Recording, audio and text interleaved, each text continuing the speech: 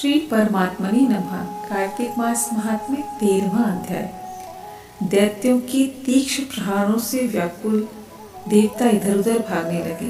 तब इंद्र आदि को इस प्रकार भयभीत देखकर गरुड़ पर चढ़े भगवान युद्ध में आगे बढ़े।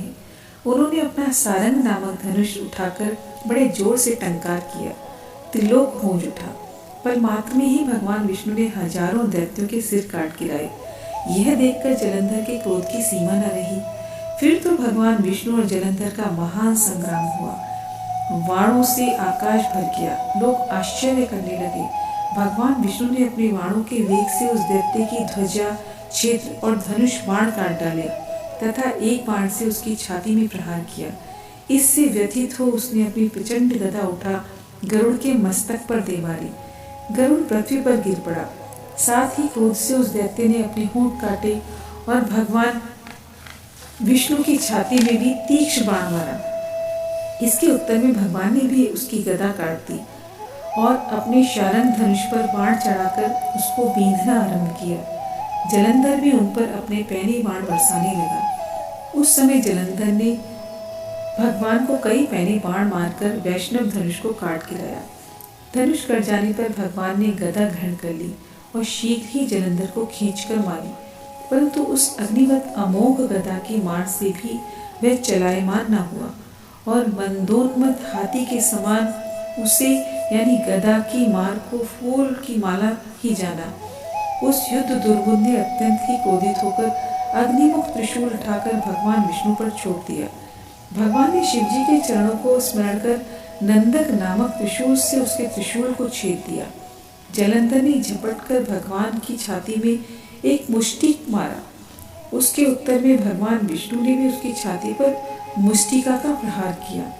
फिर दोनों घुटने टेक कर बाहों और मुष्टिकों से बाहु युद्ध करने लगे।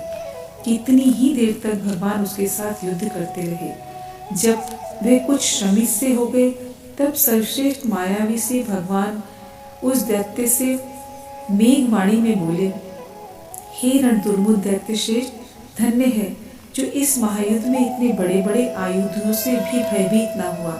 तेरे इस युद्ध से मैं बड़ा खुश हूँ। तू जो चाहे वर मांग, मैं अदेय वस्तु भी आज तुझे दे दूंगा।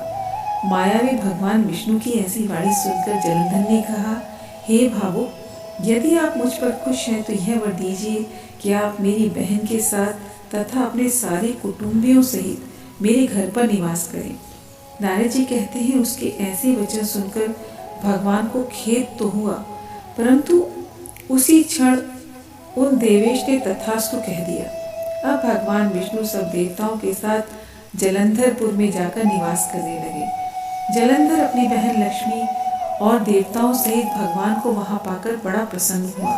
फिर तो देवताओं के पास जो रत्न आदि थे उनके स्थानों पर दैत्यों को स्थापित करके जलंधर पृथ्वी पर आ गया।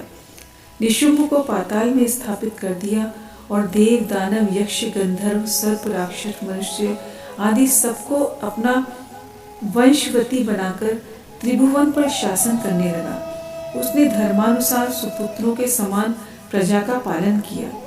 उसके धर्म राज्य में सभी सुखी थे। नमो नारायणाय।